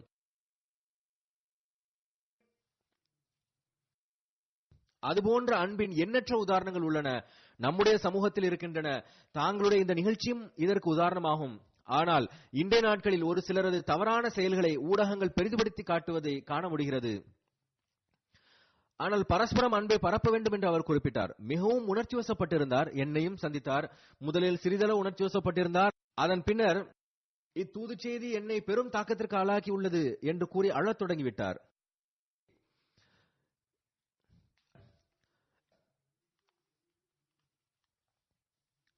இன்னொரு பெண்மணி ஷனீன் சாஹிபா நியூஜெர்சி நகரில் சர்ஜிக்கல் கோஆர்டினேட்டர் ஆவார். அவர் கூறுகின்றார், இஸ்லாத்தின் அழகிய போதனை பற்றி மீண்டும் ஒரு முறை எடுத்துரைக்கப்பட்டது. சில தனி நபர்களின் தவறான செயல்களின் காரணத்தால் முழு மார்க்கத்தையும் குற்றம் சாட்டுவது ஒரு அநீதியை விட குறைந்ததில்லை என்பதுதான் எனது கருத்தாகும் என்றார். கூறுகின்றார், இங்கு அமெரிக்காவில் ஒவ்வொரு நாளும் ஏதாவது ஒரு சம்பவம் நடைபெறுகிறது. ஆனால் அதற்கு முழு மார்க்கத்தையும் குற்றம் சாட்டுவது தவறாகும் என்றார். ஒரு விருந்தினர் கடந்த 40 ஆண்டுகளாக காவல்துறையில் பணியாற்றி வருகின்றார். அவர் கூறுகின்றார், இந்த தூது செய்தி முழு உலகிற்குமான தூது செய்தியாகும். இதில் அமைதி, சமாதானம், அன்பு மற்றும் நேசம் மற்றும் உரிமைகள் தொடர்பாக தேவைகளுக்கு ஏற்ப அறிவுரைகள் வழங்கப்பட்டன. இங்கு பல்வேறு நிற இன மக்கள் 4,60,000 பேர் வாழ்கின்றனர். அண்டை அயலாரின் உரிமைகள் தொடர்பான விஷயங்கள் இன்றைய தூது செய்தியில் மிக முக்கியம் வாய்ந்ததாகும் என்றார். பிறகு ஒரு பெண்மணி டாக்டர்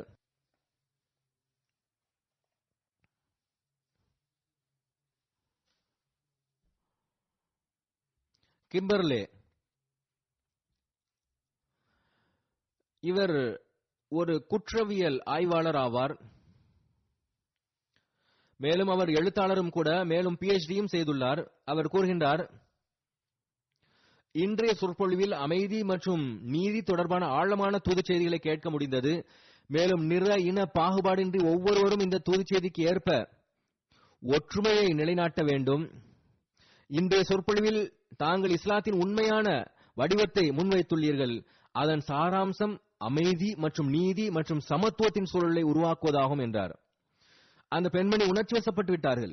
மேலும் இன்றைய நாட்களில் எவர்கள் மார்க்கத்தின் பெயரால் நம்முடைய சமூகங்களிலும் நாட்டிலும் அநீதியை வெளிப்படுத்துகின்றார்களோ, குழப்பத்தை பரப்புகின்றார்களோ, அவர்களுக்கும் மார்க்கத்திற்கும் எவ்வித தொடர்பும் இல்லை. இதை ஒவ்வொரு மனிதரும் அறிவது அவசியமாகும் என கண்ணீர் மல்க கூறினார்.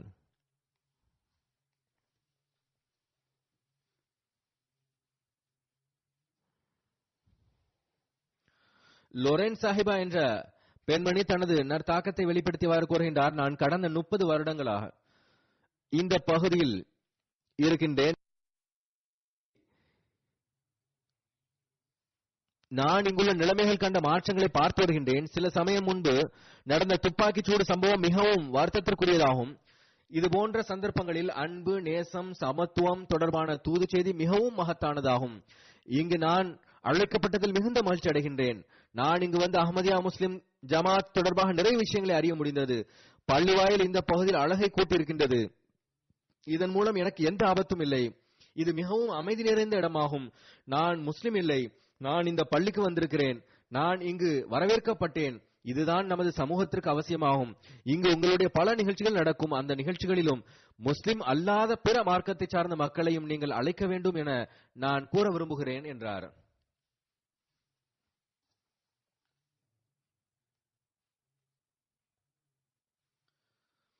இந்த பள்ளி வாயில்கள் திறப்பு விழாக்களை தவிர தாங்களில் பெரும்பாலார் அறிந்தது போன்று நான் குவாட்டமாலாவில் ஹியூமனிட்டி ஃபர்ஸ்டின் ஒரு மருத்துவமனையையும் திறந்து வைத்தேன்.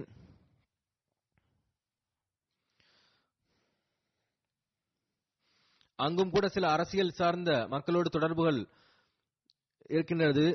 அங்குள்ள ஒரு பாராளுமன்ற உறுப்பினர் இங்கு யூகேவினுடைய ஜல்சாவிற்கும் இருமுறை வந்துள்ளார்கள். அவர்கள் அங்கு விமான நிலையத்திற்கு வந்து வரவேற்றார்கள். மேலும் நல்ல கருத்துக்களை வெளியிட்டிருந்தார்கள். மேலும் மருத்துவமனைக்கு நன்றி தெரிவித்தார்கள். அதாவது ஜமாத் எங்களது நாட்டில் மருத்துவமனை திறந்திருக்கின்றது.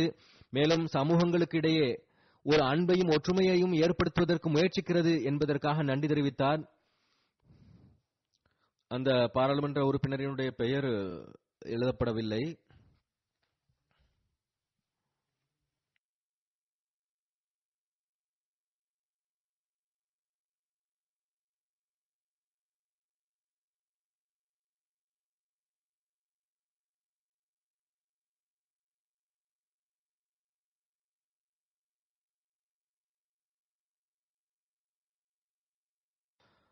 ராபர்ட் கேனோ சாஹிப் பாராகுவேவில் வைஸ் மினிஸ்டர் ஆஃப் எஜுகேஷன் ஆவார். அவர் கூறினார், இந்த திறப்பு விழா சந்தர்ப்பத்தில் கலந்து கொண்டு நான் மிகுந்த வியப்பிற்கு ஆளானேன்.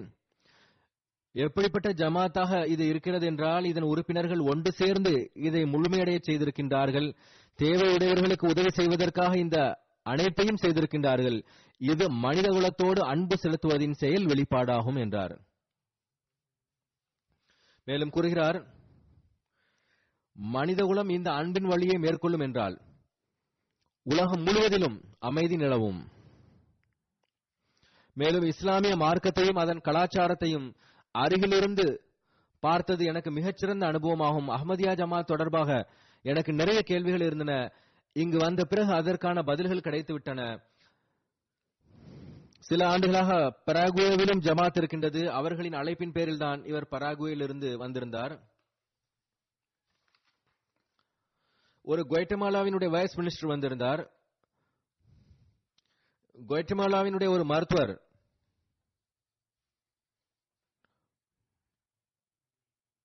டியானா சாஹிபா கூறுகின்றார், தாங்களுடைய சொற்பொழிவில் ஏழைகளுக்கு உதவ வேண்டும் என்ற தூது செய்தியை வழங்கினீர்கள். நானும் அதன்படி செயல்படுவேன். மேலும் அவர் கூறுகின்றார், ஏழைகளுக்கு உதவ வேண்டும் என்று மார்க்கம் கற்றுக் கொடுக்கிறது. இதையே ஹலீஃபா அவர்கள் தமது சொற்பொழிவிலும் கூறினார்கள் என்று கூறி இறைவனுக்கு நன்றி தெரிவித்தார்.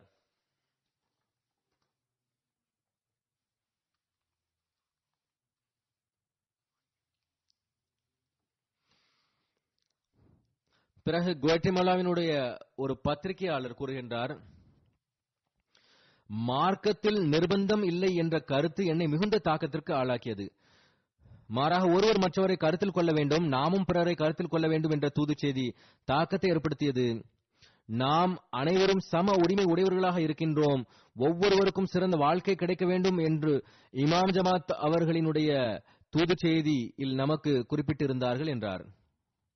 ஒரு பத்திரிகையினுடைய ஆசிரியர் பர்தாந்து பர்னிதா என்ற பெண்மணி கூறுகின்றார், தாங்கள் ஆற்றிய சொற்பொழிவினால் நான் மிகுந்த தாக்கத்திற்குள்ளானேன். தாங்களோடு நடந்த சந்திப்பும் சிறந்ததாக இருந்தது. நாசிர் மருத்துவமனையின் ப்ராஜெக்ட் மிகச் சிறந்ததாக இருந்தது. நமக்கு இந்த நாட்டில் இன்னும் பல ப்ராஜெக்டுகள் தேவைப்படுகின்றன என்பதை கூற விரும்புகிறேன் என்றார்.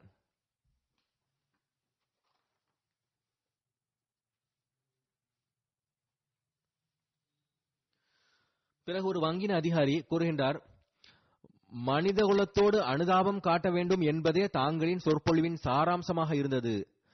தாங்கள் திறந்திருக்கின்ற நாசிர் மருத்துவமனை அதற்கு ஒரு சிறந்த உதாரணமாகும் என்றார். பிறகு இன்னொரு வங்கி மேலாளர் கூறுகின்றார், மிகவும் அழகிய மற்றும் எளிதில் புரிய முடிகின்ற தூது செய்தியாக இருந்தது. மனித குலத்திற்கு உதவி செய்வது நாம் அனைவரது கடமையாகும் என்பது முஸ்லிம் தரப்பிலிருந்து வழங்கப்பட்டுள்ள தூது செய்தியாகும். உள்ளம் கவர்ந்த இன்னொரு விஷயம் என்னவென்றால், அஹ்மதியா ஜமாத்தின் தத்துவங்களினால் இன்று நான் மிகுந்த நற்தாக்கத்திற்கு உள்ளானேன். இனி இது தொடர்பாக இன்னும் நிறைய விஷயங்களை அறிந்து கொள்வேன்.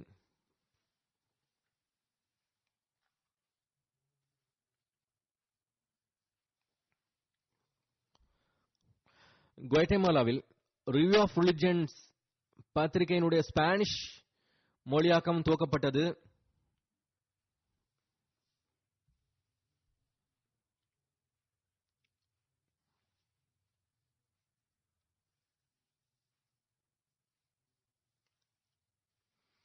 லத்தீனிய அமெரிக்கா மற்றும் மத்திய அமெரிக்கா போன்ற இடங்களில் ஏறக்குறைய 400 மில்லியன் மக்கள் ஸ்பானிஷ் மொழி பேசுகின்றார்கள். ஸ்பெயின் நாட்டின் பக்கம் நமக்கு கவனம் ஏற்பட்ட போது இங்குள்ள ஒரு களப்பற்ற அகமதி குவாட்டமாலாவினுடைய டேவிட் சாஹிப் கூறினார், உங்களுக்கு ஸ்பெயினின் பக்கம் கவனம் உள்ளது, அங்கு இஸ்லாத்தை பரப்ப வேண்டும் என்று எண்ணுகிறீர்கள். இவர் குவாட்டமாலாவின் ஆரம்பகால அகமதிகள் ஒருவர் கூறுகின்றார், ஸ்பெயினின் மக்கள் தொகை வெறும் 40 மில்லியன் ஆகும். ஆனால் எங்களது நாடுகளில் ஸ்பானிஷ் மொழி பேசக்கூடியவர்களின் எண்ணிக்கை 400 மில்லியன் ஆகும். இதன் பக்கம் தாங்கள் கவனம் செலுத்தவில்லை என்று கூறினார். அதற்கு பிறகு அங்கு முறையாக மிஷன்கள் நிறுவுவதன் பக்கம் கவனம் ஏற்பட்டது. ஜாமியாவின் மாணவர்களும் அனுப்பப்பட்டார்கள். அல்லாஹ்வின் அருளால் அங்கு ஜமாத் உருவாகி வருகின்றன. எவ்வாறு இருப்பினும் அங்கு ஸ்பானிஷ் மொழியில் ரிவ்யூ ஆஃப் ரிலிஜன் பத்திரிகை ஆரம்பிக்கப்பட்டுள்ளது. இது அந்நியர்களின் நற்தாக்கங்களின் வெளிப்பாடாகும். குவாட்டமாலாவில் பல்வேறு அண்டை நாடுகளின் ஸ்பானிஷ் மொழி பேசப்படக்கூடிய நாடுகளில் உள்ள அகமதிகளும் வந்திருந்தார்கள். மருத்துவமனை திறப்பு விழாவில் கலந்து கொள்வதற்காக என்று கூறினாலும் சரி, அல்லது என்னை சந்திப்பதற்காக என்று எடுத்துக்கொண்டாலும் சரி, அவர்களின் உணர்வுகளின் வெளிப்பாடுகளும் பல உள்ளன. அவர்களில் சிலர் முதல் முறையாக காலத்தின் ஹலீஃபாவை சந்திக்கின்றனர். அவர்களின் கண்களில் இருந்தும் உள்ளத்தில் இருந்தும் ஹிலாஃபத் மீதான அன்பு பீரிட்டெழுந்து கொண்டிருந்தது.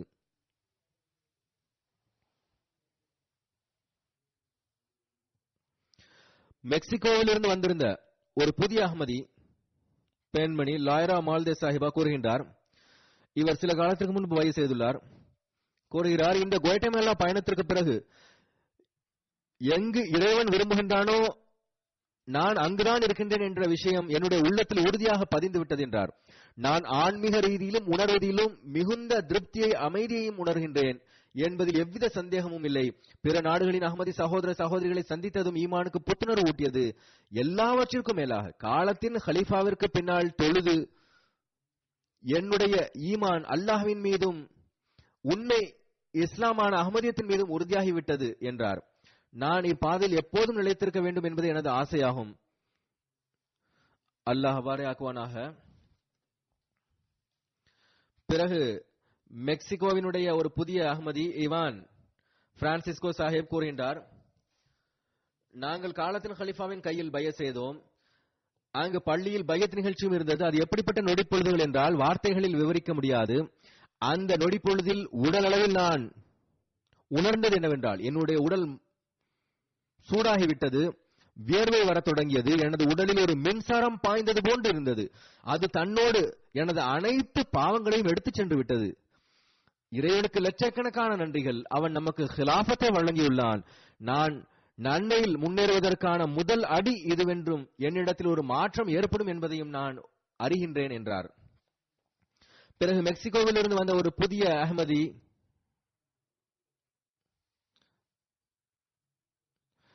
மெகல் அஹில் சாஹிப் கூறுகின்றார், உண்மை என்னவென்றால் இஸ்லாம் அகமதியத்தில் எந்த எல்லையும் இல்லை, மேலும் நம்மை பிளவுபடுத்துவதற்கான எந்த கோடும் இல்லை. நாம் அனைவரும் சகோதரர்களாவோம். வித்தியாசம் இருக்கிறது என்றால் மொழியில் மட்டுமே இருக்கின்றது. அதுவன்றி நாம் அனைவரும் சகோதரர்களே ஆவோம். காலத்தின் ஹலீஃபாவுக்கு பின்னால் தொழும்போது கூட நாம் 10-12 பல்வேறு நாடுகளில் இருந்து வந்தவர்கள் இருக்கிறோம். ஆனால் நாம் ஒன்றாக நிற்கிறோம். ஒரு ஹலீஃபாவின் பின்னால் தொழுது கொண்டிருந்தோம். பிறகு சந்தே பிரியோனா சாஹிபா கூறுகின்றார், நான் மெக்சிகோ சிட்டி ஜமாத்தோடு தொடர்புடையவள். குவாட்டமாலா செல்வதற்கான சந்தர்ப்பம் வந்துள்ளது என கூறப்பட்ட போது நான் மிகவும் மகிழ்ச்சி அடைந்தேன். அங்கு காலத்தின் ஹலீஃபாவை சந்திக்கலாம் என்று கூறப்பட்ட பொழுது மகிழ்ச்சி இன்னும் அதிகமானது. நான் அவர்களை சந்தித்த போது மிக மகிழ்ச்சி அடைந்தேன். ஏனென்றால் போதுமான நேரம் அவர்களுக்கு அருகில் அமரும் சந்தர்ப்பம் கிடைத்தது. சில காலத்திற்கு முன்பு நான் மெக்சிகோ சிட்டியில் பைய செய்திருந்தேன். ஆனால் கையில் பைய செய்வது எனது வாழ்க்கையில் நடந்த எப்படிப்பட்ட சம்பவம் என்றால் அதை வார்த்தைகளில் கூற முடியாது.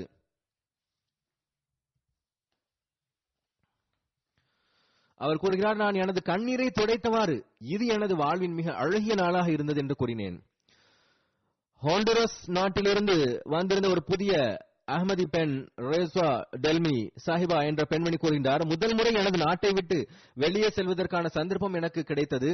இவ்வளவு நீண்ட பயணத்தை மேற்கொள்ள வேண்டியிருந்தது. ஹோண்டுரஸிலிருந்து குவாட்டமாலாவிற்கு செல்ல 16 மணி நேரங்கள் ஆகின. பயணத்தின் பல்வேறு துன்பங்களையும் எதிர்கொள்ள வேண்டி வந்தது.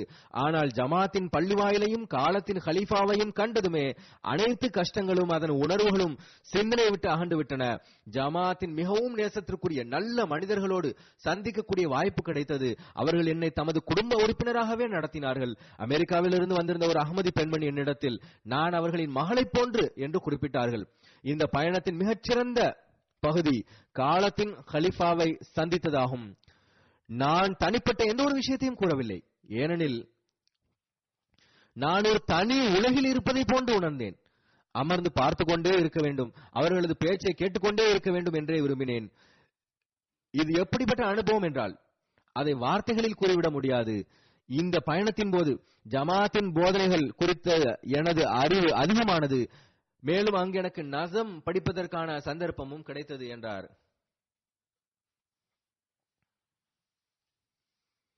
பிறகு எட்வின் அமாந்தோ சாஹிப், இவரும் ஹோண்டுரஸ் நாட்டை சார்ந்தவர் ஆவார், கூறுகின்றார்,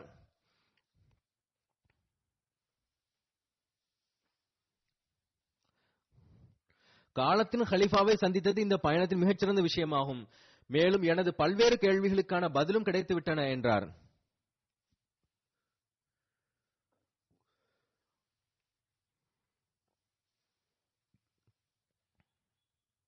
பிறகு ஈக்வடோரிலிருந்து ஒரு புதிய அஹ்மதி வந்திருந்தார். அவர் கூறுகிறார், காலத்தின் ஹலீஃபாவின் வருகை எனக்கு கிடைத்த அரிய கருவூலமாகும். ஆன்மீகம், அமைதி, மகிழ்ச்சியின் உணர்வுகள் என்னிடம் நிரம்பின. எனக்கு மிகுந்த நிம்மதி கிடைத்தது. பையத்தின் போது அன்னாரின் அருளுக்குரிய கைகளில் எனது கைகளை வைக்கக்கூடிய நற்பேறு எப்படிப்பட்டதென்றால் இதற்கு முன் இத்தகைய நற்பேறு கிடைத்ததில்லை என்றார். எக்வடோரில் இருந்து ஒரு வருடத்திற்கு முன்பு பைய செய்த லஜ்னா உறுப்பினர் ஒருவர் கூறுகின்றார், குவாட்டமாலாவின் பயணம் எனக்கும் எனது மகனுக்கும் மிகவும் பசுமையானதாக இருந்தது. நாங்கள் முதல் முறை காலத்தின் கலீஃபாவை பார்த்தது ஒரு குறிப்பான தருணமாகும். ஏனென்றால் அதன் மூலம் அமைதி, அன்பு மற்றும் பொறுமையின் உணர்வுகள் பிறந்தன. சந்திப்பின் போது எனது மகன் காலத்தின் கலீஃபாவை கட்டி தழுவினான். அது மிகுந்த மகிழ்ச்சியை ஏற்படுத்தியது. அதை நாங்கள் எங்களின் நற்பேராகவும் அருளாகவும் கருதுகிறோம்.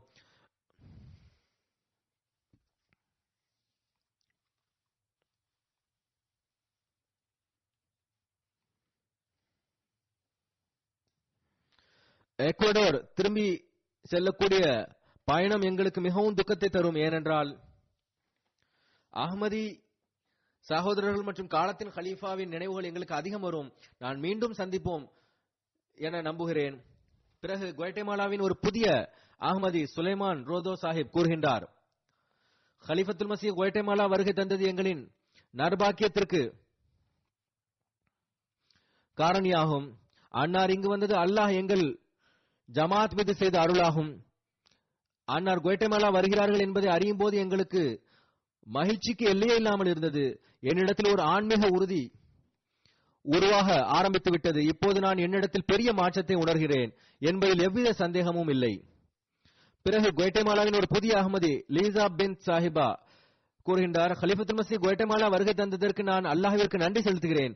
இது எனக்கு மிகவும் பெருமிதத்திற்குரிய மற்றும் மரியாதைக்குரிய விஷயமாகும்.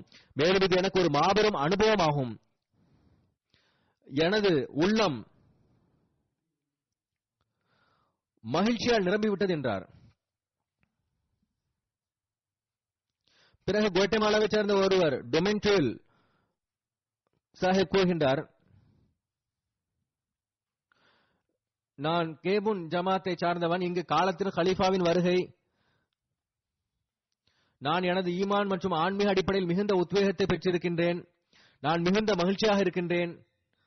காலத்தின் கலீஃபாவோடு நேரத்தை கழிக்கும் சந்தர்ப்பம் கிடைத்தது. அநேகமாக இவர்தான் அதிக உணர்ச்சி வசப்பட்டிருந்தார் என்று கருதுகிறேன். பையத் செய்து சில காலம்தான் ஆகின்றது. மிகவும் உணர்ச்சி வசப்பட்டு என்னிடத்தில் கூறினார், எங்களது பகுதிகளில் ஏழை மக்கள் இருக்கின்றார்கள். அது மிகவும் தொலைதூர பகுதியாகும். அந்த எல்லைகளில் முற்றிலும் சாலைகள் கூட இல்லை. என்னுடைய சமுதாயத்தின் அந்த பகுதியின் மக்களும் அகமதி முஸ்லிம்களாக வேண்டும் என்பதற்காக துவா செய்யுங்கள். எனக்கு கிடைத்திருக்கின்ற அல்லாஹ்வின் அருள் எனது சமுதாயத்திற்கும் கிடைக்க வேண்டும். அவர் மிகுந்த உணர்ச்சி வசப்பட்டவாறு இந்த துவாவிற்கு விண்ணப்பித்தார். அல்லாஹ் அங்கேயும் ஜமாத்தை பரவச் செய்வானாக. பிறகு குவாட்டமாலாவிலிருந்து வந்திருந்த தேசா மர்தேசா சாஹிபா கூறுகின்றார், நான் முதலில் புகைப்படங்களில் தான் பார்த்திருந்தேன். காலத்தின் கலீஃபாவை இப்போது அருகிலிருந்து பார்க்கும் சந்தர்ப்பம் கிடைத்தது. அமர்வதற்கான சந்தர்ப்பம் கிடைத்தது. என்னிடத்தில் மிகப்பெரிய மாற்றத்தை நான் உணர்கிறேன் என்றார். பிறகு கிளாடியா சாஹிபா கூறுகின்றார், நான் மகிழ்ச்சியாக இருக்கின்றேன். நான் என்னை நற்பெயர் பெற்றவளாக கருதுகிறேன். அல்லாஹ் என் மீது அருள் புரிந்துள்ளான். எனது உணர்வுகளை வெளிப்படுத்துவதற்கு என்னிடத்தில் வார்த்தைகள் இல்லை. என்னுடைய ஈமானும் பற்று விசுவாசமும் அதிகமாவதற்காக துவாவிற்கான விண்ணப்பிக்கிறேன் என்றார். பிறகு மெக்சிகோவின் சியாபஸ் ஜமாத்திலிருந்து ஹதீஜா சாஹிபா கூறுகின்றார், கலீஃபத்துல் மசீஹை சந்திப்பதற்கான வாய்ப்பு கிடைத்ததற்கு அல்லாஹ்வுக்கு நன்றி செலுத்துகிறேன். எங்களது கேள்விகளுக்கான பதில்கள் கிடைத்தன. இஸ்லாத்தின் மீது எனக்கு அன்பு அதிகமானது. பையத் செய்ததன் மூலமாக எனது ஈமான் மீண்டும் உயிர் பெற்றது. எனது மற்றும் எனது சியாபஸ் முழு ஜமாத்தும் ஈமானிலும் இறை ஞானத்திலும் முன்னேறுவதற்காக துவாவிற்காக விண்ணப்பிக்கிறேன் என்றார். யாஸ்மின் கோமத் சாஹிபா கூறுகின்றார், மிகவும் அழகிய நினைவுகள், மிகவும் அழகிய அனுபவம். எனது உணர்வுகள் எவ்வாறு இருந்தன என்றால், மகிழ்ச்சியால் எனக்கு ஆனந்த கண்ணீர் வந்து கொண்டிருந்தது.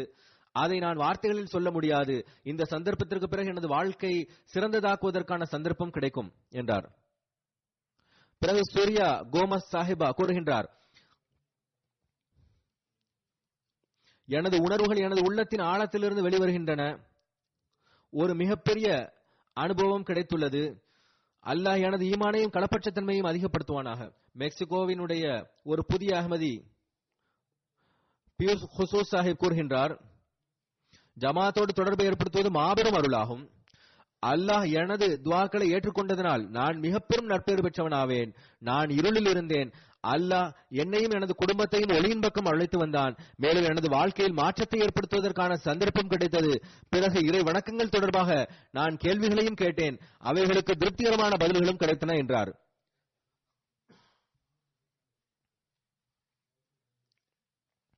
லைலா லத்தீப் சாஹிபா கூறுகின்றார், ஆரம்பத்தில் டிவி மூலமாகவே அறிமுகம் இருந்தது.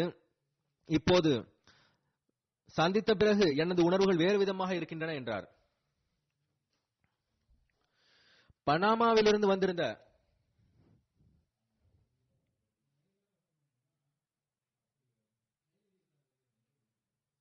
ஹேலித் டோரோ சாஹிப், இவர் மனைவி மற்றும் மகளோடு வந்திருந்தார். அவர் கூறுகின்றார், சந்திப்பு மகிழ்ச்சியால் நிறைந்த நாளாக இருந்தது. அதை வார்த்தைகளில் கூற முடியாது. அவர்கள் மிகுந்த அன்பு மற்றும் பற்றுணர்வை வெளிப்படுத்தினார். பெலீஸில் இருந்து ஒரு குழு வந்திருந்தது.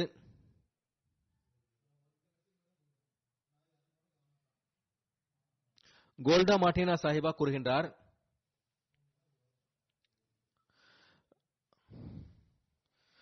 மிகவும் உள்ளம் கவரக்கூடிய மற்றும் அருளுக்குரிய சந்தர்ப்பமாக இது இருந்தது.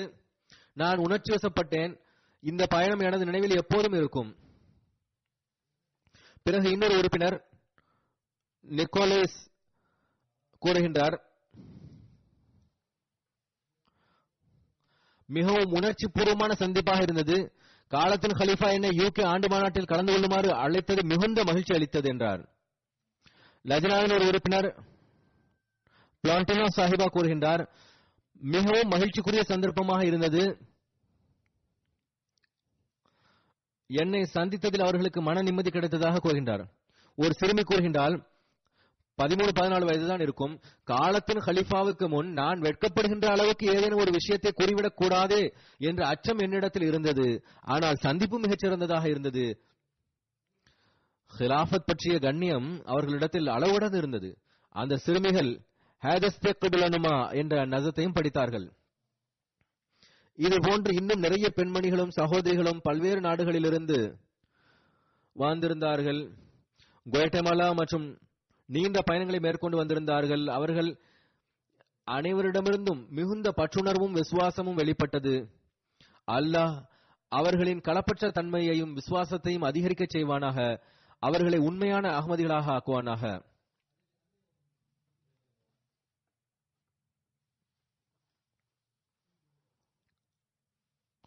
அல்லாஹ்வின் அருளால் யுஎஸ்ஏவினுடைய மீடியா டீம் தரப்பிலிருந்து நல்ல கவரேஜ் கிடைத்தது. யுஎஸ்ஏவின் டீம் சிறந்த முறையில் பணியாற்றியுள்ளது. அவர்களுக்கு ஊடகங்களுடன் நல்ல தொடர்பு இருக்கின்றது. இப்போது அதில் சிறிதளவு மாற்றம் செய்யப்பட்டுள்ளது. இருந்த போதிலும் இதற்கு முந்தைய டீமும் கூட சிறந்த பணி செய்தது. அமெரிக்காவின் டிவி மூலமாக மொத்தம் 28,69,000க்கும் அதிகமான மக்கள் வரை தூது செய்தி எட்டியது.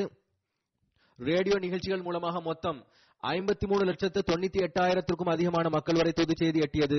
டிஜிட்டல் போரம், வெப்சைட்ஸ் மற்றும் சோசியல் மீடியா போன்றவைகள் மூலமாக மொத்தம் 20 லட்சம் மக்கள் வரை தூது செய்தி எட்டியது. பத்திரிகைகளில் எனது சுற்றுப்பயணம் தொடர்பாக 45 ஆர்டிகிள்ஸ் மற்றும் செய்திகள் வெளிவந்துள்ளன. அதில் புகழ்பெற்ற பத்திரிகைகளான Baltimore Sun, Philadelphia Enquirer, Religion News Service, Houston Chronicle அடங்கும். இவைகள் மூலமாக அவர்களின் கணிப்பின்படி 10 மில்லியனுக்கும் அதிகமான மக்கள் வரை தூது செய்தி எட்டியது. குவாட்டமாலாவிலும் கூட நல்ல மீடியா கவரேஜ் கிடைத்தது.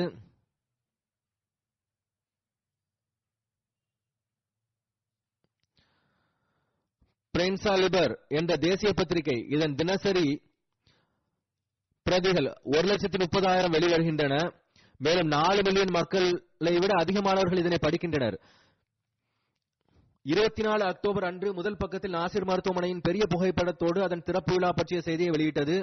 இன்னொரு தேசிய பத்திரிகையில் கட்டுரை எழுதுபவர் நாசிர் மருத்துவமனை தொடர்பாக ஒரு கட்டுரை எழுதியிருந்தார். குவாட்டமாலாவினுடைய நேஷனல் டிவியும் என்னை பற்றியும் மருத்துவமனையினுடைய அறிமுகம் தொடர்பாகவும் செய்தியும் அறிக்கையும் வெளியிட்டிருந்தது.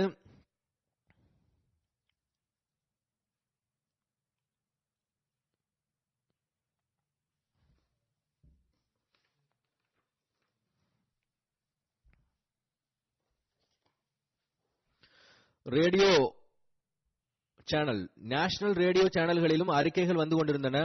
இதற்கேற்ப ஒரு கணிப்பின்படி லத்தீனிய அமெரிக்காவின் பல்வேறு நாடுகளில் பிரிண்ட் மீடியா மற்றும் பல்வேறு செய்தித்தாள்கள் மற்றும் டெலிவிஷன் சேனல் மூலமாக ஏறக்குறைய 20 லட்சம் மக்கள் வரை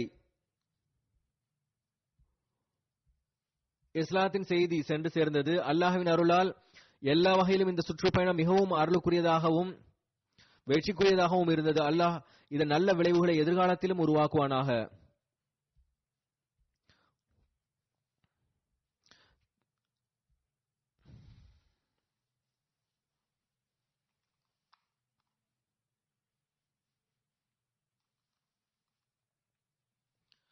தொழுகைக்கு பிறகு நான் ஒரு ஜனாசா காயப் தொழுகையை தொலை வைப்பேன்.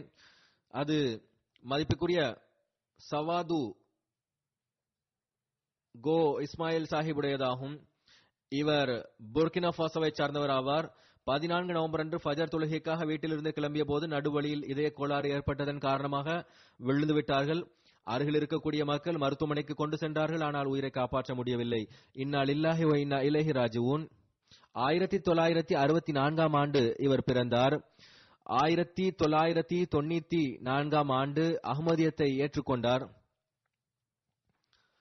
மிஷன் ஹவுஸிற்கு அருகிலேயே இருப்பதற்கு எப்போதும் முயற்சி செய்து வருவார். மிஷன் ஹவுஸ் புதிய இடத்திற்கு மாற்றப்பட்ட போது அதற்கு அருகிலேயே வாடகைக்கு வீடு எடுத்து அங்கு சென்றார். பாங்கு கொடுப்பதற்காக பள்ளிவாயலுக்கு செல்ல வேண்டும் என எப்போதும் முயற்சி செய்தார். ஆண்டு மாநாட்டின் போது மக்களை தஹஜ்ஜுத் தொழுகைக்காக எழுப்புவதில் ஆர்வமாக இருப்பார்கள். அழகிய குரலில் பாங்கு கொடுப்பார்கள். இதன் காரணமாக இவரை செய்யுதுனா பிலால் என்று அழைக்க தொடங்கினார்கள். ஒவ்வொரு ஆண்டும் ரமலான் மாதத்தில் ஏத்திகாஃப் அமர்வார்கள். தொழுகைகளை மிகவும் பேணக்கூடியவர், மேலும் பிறருக்கு கவனமூட்டக்கூடியவர்களாகவும் இருந்தார்கள். ஃபஜர் தொழுகைக்கு முன்பாகவே வந்து அங்குள்ள விடுதியில் தங்கும் மாணவர்களை எழுப்புவார்கள், பாங்கு கொடுப்பார்கள். பள்ளிவாயல் சுத்தத்தை எப்போதும் கருத்தில் கொள்வார்கள். லாகூரில் உள்ள நமது பள்ளிவாயல்களில் நடைபெற்ற தாக்குதலின் போது ஏற்பட்ட ஷஹாதத்துகள் பற்றி கேள்விப்பட்டு மிகவும் அழுதார்கள். நான் அந்த ஷஹீதுகளில் ஒருவராக இருந்திருந்தால் நன்றாக இருந்திருக்குமே என்ற ஆசையை மீண்டும் மீண்டும் வெளிப்படுத்தினார்கள். ஜமாத் பணிகளில் எப்போதும் அனைவரையும் விட முன்னணியில் நிற்பார்கள். 2004 ஆண்டு நான் அங்கு சுற்றுப்பயணம் மேற்கொண்ட போது பாதுகாப்பு பணியில் எப்போதும் முன் நிற்பார்கள். ஒருமுறை அங்கு ஒரு நிகழ்ச்சியில் நான் சொற்பொழிவாற்றிக் கொண்டிருந்த போது இவரும் டியூட்டி கொடுத்துக் கொண்டிருந்தார். திடீரென மயங்கி கீழே விழுந்து விட்டார். அநேகமாக எதுவும் உண்ணவும் குடிக்கவும் இல்லை, அல்லது நேராக நின்றதன் காரணத்தினாக கூட இருக்கலாம். எவ்வாறு இருப்பினும் அதை சான்று காட்டி நான் தான் அந்த நபர் என்று அவர் கடிதத்தில் எப்போதும் குறிப்பிட்டு வருவார். மிகவும் களப்பற்ற மனப்பான்மையுடைய ஹிலாஃபத் மற்றும் அஹ்மதியத்தின் உண்மை நேசராக இருந்தார். தொழில் ரீதியாக வனத்துறையில் செக்யூரிட்டி கார்டாக இருந்தார். அவர்கள் நல்லடக்கம் செய்யப்படும் நேரத்தில் சென்ட்ரல் மேயர் தரப்பிலிருந்து வனத்துறையினுடைய கமாண்டிங் ஆபீசர் அழகிய முறையில் அன்னாரின் சேவைகளை அனைவர் முன்பும் எடுத்துரைத்தார். இஸ்மாயில் விசுவாசமுடையவராகவும் களப்பற்றவராகவும் ஈமான் உடையவராகவும் மலர்ந்த முகத்தை உடையவராகவும் இருந்தார் என்று அவர் குறிப்பிட்டார். தமது கடமைகளை மிக சிறந்த முறையில் நிறைவேற்றி வந்தார்கள். அல்லாஹ்வின் அருளால் வசியத் செய்தவராகவும் இருந்தார்கள். தமக்கு பின்னால் முதல் மனைவியின் மூலமாக ஒரு மகன் மற்றும் ஒரு மகளும், இரண்டாவது மனைவியின் மூலம் 2 மாத மகளையும் நினைவாக விட்டுச் சென்றுள்ளார்கள். அல்லாஹ் மர்ஹூமின் அந்தஸ்தை உயர்த்துவானாக, மன்னித்தலுடன் நடந்து கொள்வானாக. மேலும் அவர்களின் குழந்தைகளையும் அவனது பாதுகாப்பில் மற்றும் அமைதியிலும் வைப்பானாக. அல்ஹம்துலில்லாஹ் நஹ்மதுஹு வ நஸ்தஈனுஹு வ நஸ்தக்ஃபிருஹு வ நு'மினு பிஹி வ நதவக்கலு அலைஹி வ நஊது பில்லாஹி மின் ஷுரூரி அன்ஃபுஸினா வ மின் ஸய்யிஆத்தி அஅமாலினா மன் யஹ்திஹில்லாஹு ஃபலா முضில்ல லஹு ومن يضلل فلا هادي له ونشهد أن لا إله إلا الله ونشهد أن محمدا عبده ورسوله عباد الله رحمكم الله إن الله يأمر بالعدل والإحسان وإيتاء ذي القربى وينهى عن الفحشاء والمنكر والبغي يعظكم لعلكم تذكرون اذكروا الله يذكركم وادعوه يستجب لكم ولذكر الله أكبر